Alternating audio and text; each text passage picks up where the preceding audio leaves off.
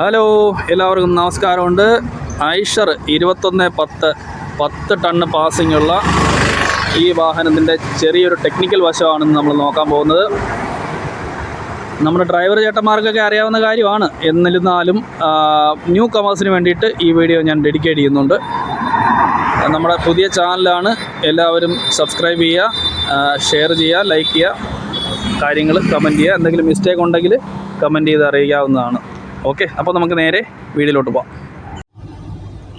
അപ്പോൾ നമുക്ക് മാറ്റർ എന്താണെന്ന് നോക്കാം. ഇത് എക്കോ സ്വിച്ച്, ഇത് എക്കോ പ്ലസ്.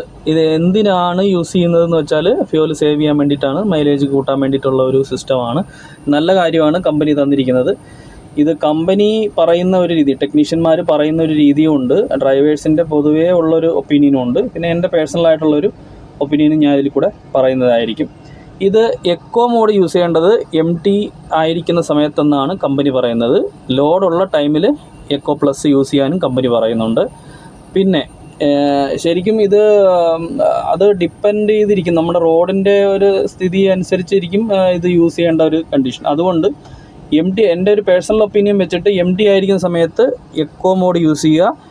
MT അല്ലാതെ ലോഡുള്ള ടൈമിൽ ഇത് രണ്ടും ഓഫ് ചെയ്തിട്ട് ഫുൾ ടോർക്കിൽ വണ്ടി ഓടുക. അതാണ് വണ്ടിക്ക് കുറച്ചുകൂടെ ലൈഫ്, പിന്നെ നോർമലായിട്ടുള്ള ഒരു മൈലേജും നമുക്ക് കിട്ടാനും ചാൻസ് ഉണ്ട്.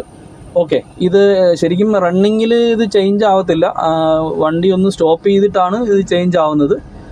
വണ്ടി സ്റ്റോപ്പ് ചെയ്യുന്ന സമയത്ത് ഇത് ടോർക്ക് ചേഞ്ച് ആയിട്ട് ഫുൾ ടോർക്ക്, പാതി ടോർക്ക് ആ രീതിയിലോട്ട് പോകുന്നതായിരിക്കും.